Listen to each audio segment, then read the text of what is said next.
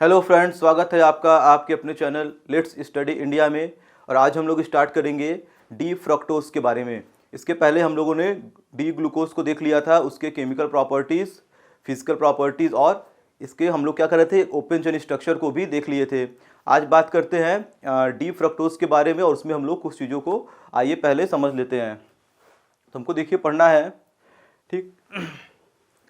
D fructose, तो देखिए जो डी ग्लूकोज था वैसा ही क्या है हमारा डी फ्रक्टोज है। केमिकल फार्मूला दोनों का क्या होता है, सेम होता है, लेकिन वहाँ पे क्या है हमारा स्ट्रक्चर का डिफरेंस होता है दोनों के दोनों में, ठीक। तो देखिए डी फ्रक्टोज को हम लोग क्या बोलते हैं, फ्रूट शुगर या ठीक है लेव्युलोज भी इसे बोला जाता है। तो आइए पहले इसके स्ट्रक्चर को हम लोग थोड़ा समझ लेते हैं। देखिए हमको क्या करना है, स्ट्रक्चर को ओपन चेन और साइक्लिक स्ट्रक्चर, ठीक, उन सब चीज़ों को हम लोग क्या करेंगे एक सेपरेट वीडियो में देखेंगे। पहले हम लोग को यहाँ पे समझना क्या है, इसके प्रिपरेशन कैसे होते हैं और इसका फिजिकल प्रॉपर्टी क्या है। जैसा कि हम लोग ग्लूकोज में पढ़े थे, अलग अलग केमिकल रिएक्शन अलग, उसका फिजिकल प्रॉपर्टी केमिकल प्रॉपर्टी उसके अलग देख रहे थे।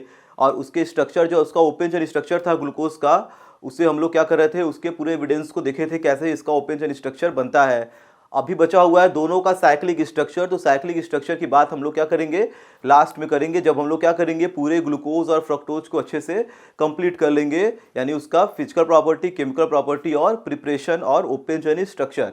साइक्लिक स्ट्रक्चर में देखिए बहुत सारी चीज़ें आती हैं जिसको हमें क्या करना है पहले समझना है। जैसे एनोमेरिक कार्बन क्या होते हैं, ईपीमर्स क्या होते हैं, और वो किस तरह साइक्लिक स्ट्रक्चर का फॉर्मेशन करता है, म्यूटा रोटेशन क्या होता है। तो बहुत सारी चीज़ों को हम लोग अलग अलग टर्म्स को, कायरल कार्बन क्या होते हैं, तो उन सभी चीज़ों को समझने के बाद हम लोग क्या करेंगे साइक्लिक स्ट्रक्चर देखेंगे ग्लूकोज का भी और फ्रक्टोज का भी। तो पहले आइए हम लोग बात करते हैं आज डी फ्रक्टोज के बारे में। तो देखिए यहाँ पे लगा हुआ है डी फ्रक्टोज, तो हमको क्या करना है, यल, इसका भी यल भी होता है। ऐसे ग्लूकोज का क्या होता है, डी फॉर्म और एल फॉर्म होता है। वैसे ही फ्रक्टोज का क्या होता है, डी फॉर्म और यल फॉर्म दोनों होता है। तो जैसे ग्लूकोज का हमारा डी वाला फॉर्म क्या था, इंपॉर्टेंट था, वैसे ही फ्रक्टोज का हमें डी वाला ही पढ़ना है। देखिए जब बात करेंगे डी फ्रक्टोज की, तो अगर इसके स्ट्रक्चर को देखा जाए तो कहीं ना कहीं हमारा देखिए जो स्ट्रक्चर होता है इसका वो ग्लूकोज के जैसा है, बस इसमें क्या है एक एल्डिहाइड ग्रुप लगा हुआ है। तो बाकी स्ट्रक्चर ग्लूकोज से कंपेयर करके आइए हम लोग थोड़ा समझते हैं। तो देखिए फ्रक्टोज का जो स्ट्रक्चर है, फार्मूला तो हमें पता है, ग्लूकोज के सेम है C6H12 और O6। अगर इसके फॉर्मूले की बात करें तो देखिए यहाँ पे स्ट्रक्चर की, तो यहाँ पे क्या होता है CH2 ग्रुप पहले कार्बन पे, वहाँ पे क्या था पहले कार्बन पे एल्डिहाइड लगा हुआ था, यहाँ पे क्या है एल्कोहल ग्रुप लगा हुआ है। सेकेंड कार्बन पर एक कीटोन ग्रुप होता है, जो कि हमको पता है कि जैसे हम लोग ग्लूकोज से क्या बोल रहे थे, ग्लूकोज को बोल रहे थे एल्डोहेक्सोस, तो फ्रक्टोज क्या बोलेंगे कीटोहेक्सोस। तो यहाँ पे एक कीटोन ग्रुप विथ 6 कार्बन। तो ये क्या होता है, जो फ्रक्टोज है हमारा वो क्या है, ये हमारा होता है कीटोहेक्सोस। ये क्या है, कीटोहेक्सोस है। तो अगर इसके स्ट्रक्चर की देखिए बात करें तो यहाँ पे क्या है कीटोन ग्रुप आ गया। अब इसके बाद जो भी चीजें हैं, जैसे ग्लूकोज का अगर मैं यहाँ पे स्ट्रक्चर बनाऊं तो देखिए यहाँ पे ग्लूकोज में क्या था CHO, फिर यहाँ पे था C, इधर था H, इधर था OH, फिर इसके बाद देखिए जो थर्ड कार्बन था इसमें रोटेशन हो गया था OH H इधर, और फिर यहाँ के बाद क्या है वो दूसरे वाले के सेम है, यानी यहाँ पे ये हमारा क्या था डी ग्लूकोज था CH2OH, ये क्या था डी ग्लूकोज। अगर डी फ्रक्टोज को देखा जाए तो देखिए यहाँ पे क्या था, पहला कार्बन चेंज हो गया, दूसरे पर क्या कीटोन ग्रुप आ गया। थर्ड कार्बन के बाद देखिए हमारा क्या है पहला, दूसरा और तीसरा, तो थर्ड कार्बन से ये क्या हुआ है चीजें चेंज हुई हैं। तो यहाँ के बाद क्या है ये सभी चीजें क्या होंगी, एज इट इज रहेंगी। तो यहाँ पे देखिए तीसरा कार्बन है वो ग्लूकोज के जैसा ही यहाँ पे देखने को मिलेगा, यहाँ पे OH, उसके बाद अगर मैं बनाऊँ तो यहाँ पे क्या हो जाएगा OH, इधर H, फिर यहाँ पे OH और इधर H, फिर मैं यहाँ लिख दे रहा हूँ CH2OH।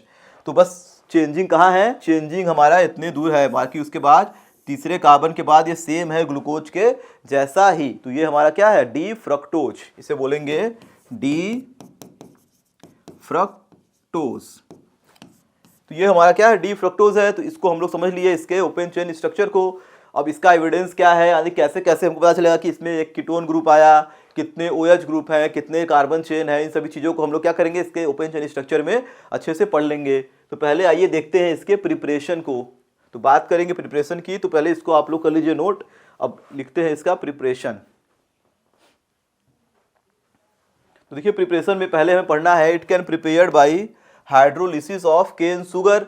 जैसा कि ग्लूकोज का रिएक्शन था वही यही रिएक्शन क्या है, फ्रक्टोज का भी है, क्योंकि जब भी केन शुगर का हाइड्रोलिसिस कराते हैं एसिडिक मीडियम में तो ग्लूकोज और फ्रक्टोज दोनों बनता है। उसे बाद में हम लोग सेपरेट आउट करके फ्रक्टोज को अलग कर लेंगे, ग्लूकोज को अलग कर लेंगे। तो पहले हम लोग क्या करेंगे, वही रिएक्शन को देखेंगे जो कि क्या था, ग्लूकोज में था।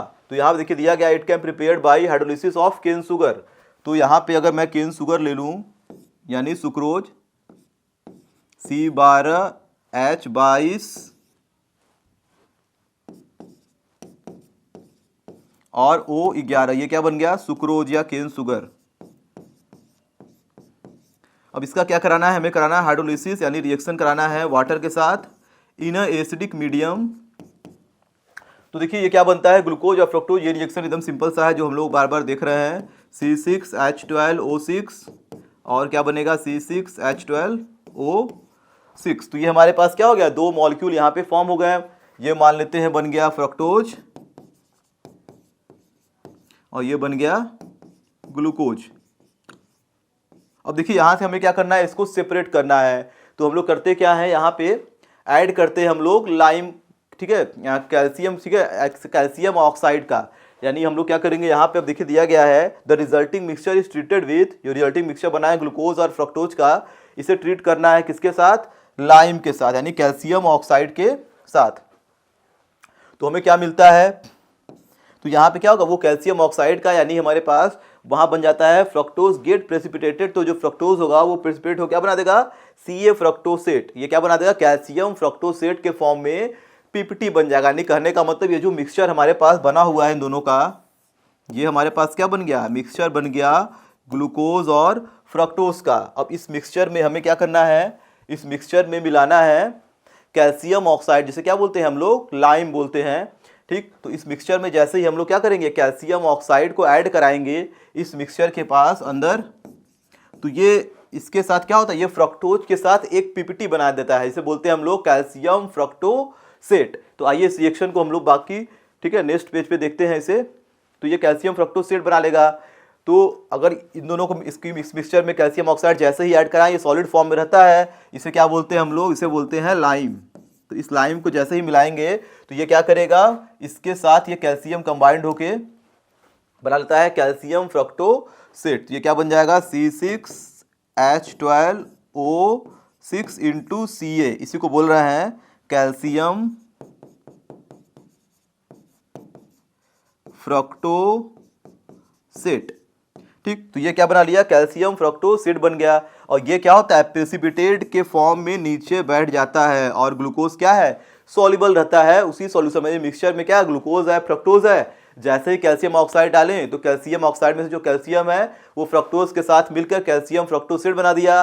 और वो क्या है, पीपीटी के फॉर्म में होता है, ग्लूकोज सॉल्यूशन में डिसॉल्व है और पीपीटी के फॉर्म में जो है नीचे बैठ जाएगा। उसे क्या करेंगे हम लोग, फिल्ट्रेट आउट कर लेंगे। फिल्ट्रेट आउट करने के बाद अब हम लोग आगे रिएक्शन को प्रोसीड कराते हैं। तो इसे हम लोग क्या करेंगे, this is separated and then decompose by passing carbon dioxide through the aqueous suspension of calcium fructosate. हमारे पास जो कैल्शियम फ्रक्टोसेट बना हुआ है पीपीटी के फॉर्म में, उसमें क्या कराएंगे, कार्बन डाइऑक्साइड गैस पास कराएंगे। तो पहले इसे हम लोग क्या करते हैं, यहाँ से इसको फिल्टर आउट कर लेंगे। अब हम लोग इस पे कार्बन डाइऑक्साइड पास कराने जा रहे हैं।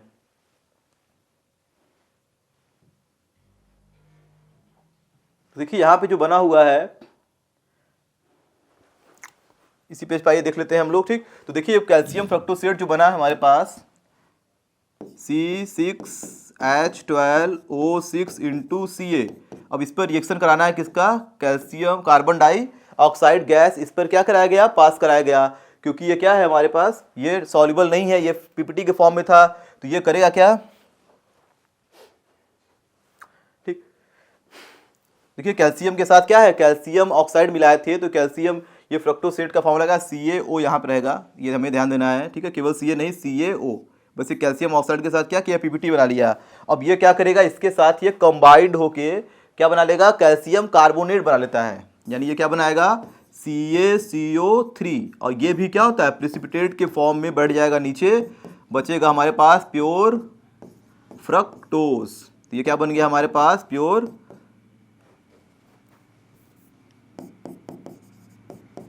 फ्रक्टोज हमें यहाँ पे मिल गया आसानी से। तो हमें क्या करना है, पहले सुक्रोज में का हाइड्रोलिसिस कराना है, एसिडिक मीडियम में बनेगा ग्लूकोज फ्रक्टोज। ग्लूकोज फ्रक्टोज के मिक्सचर में क्या मिलाना है, कैल्शियम ऑक्साइड। जैसे ही कैल्शियम ऑक्साइड मिलाएंगे उसमें तो ये क्या बन जाएगा, ये बन जाएगा फ्रक्टोसेट। ठीक है, ये क्या बन जाएगा, कैल्शियम फ्रक्टोसेट। अब इस कैल्शियम फ्रक्टोसेट में क्या कराना है, कार्बन डाइऑक्साइड गैस को क्या कराना है, पास आउट कराना है। कार्बन डाइऑक्साइड गैस जैसे ही पास कराते हैं वो क्या होगा, ये कैल्शियम कार्बोनेट के फॉर्म में ये निकल जाएगा और पीपीटी की तरफ बैठ जाता है, नीचे बन जाएगा, बचेगा हमारा सॉल्युबल फ्रक्टोज। और इस सॉल्युबल फ्रक्टोज से क्या करेंगे हम लोग, फिल्टर करके अलग से इसे निकाल लेंगे। तो ये हमारा क्या है, प्योर फ्रक्टोज का फॉर्मेशन हो गया। अब आइए देखते हैं इसके सेकेंड मेथड को। तो अगर देखिए बात करेंगे इसके सेकेंड मेथड की, तो हम लोग फ्रक्टोज को किससे बना सकते हैं, इंसुलिन से भी बना सकते हैं। तो इंसुलिन क्या है, एक पॉलीसेकेराइड है हमारा। पॉलीसेकेराइड जैसे हमारे पास क्या था, स्टार्च होता है, सेलुलोज होता है, वैसे ही क्या है, इंसुलिन भी है। तो fructose can be prepared by the large scale. ज़्यादा अमाउंट में अगर बनाना होगा तो क्या कराएंगे, इसे boiling insulin starch with dilute sulphuric acid. तो इंसुलिन स्टार्च लेते हैं जिसका रिएक्शन किससे कराते हैं हम लोग, डाइल्यूट सल्फ्यूरिक एसिड से। तो इसका देखिए फार्मूला, ये एक पॉलीसेकेराइड्स है तो इसका फार्मूला क्या होगा, C6H10, ठीक है, O5 और यहाँ पे क्या लगा देना है, N मॉलिक्यूल। ये क्या बन गया, इंसुलिन। ये हमारे पास क्या है, पॉलीसेकेराइड। इसका भी क्या कराना है, हाइड्रोलिसिस, यानी हाइड्रोलिसिस कराएंगे तो क्या लेना है हमें, N मॉलिक्यूल लेना है वाटर का इन एसिडिक मीडियम। तो ये क्या होगा, ये बदल जाएगा, कई सारे फ्रक्टोज मॉलिक्यूल में ढेर सारे फ्रक्टोज के मॉलिक्यूल हमें देखने को मिल जाएंगे, क्योंकि ये क्या है, लार्ज स्केल में बनाना है। तो इसीलिए हम लोग क्या किए, एक पॉलीमर लिए हैं, पॉलीमर का हाइड्रोलिसिस कराएंगे, एक्सेस में वाटर लेना है हमें। तो ये क्या बन जाएगा, ये बन जाएगा C6H12O6 के ढेर सारे मॉलिक्यूल यहाँ पे क्या होंगे, हमें मिल जाएंगे। तो ये क्या हो गया, फ्रक्टोज बन गया, ठीक, एक्सेस अमाउंट में। तो ये भी क्या है, सिंपल सा एक रिएक्शन है फ्रक्टोज बनाने के लिए।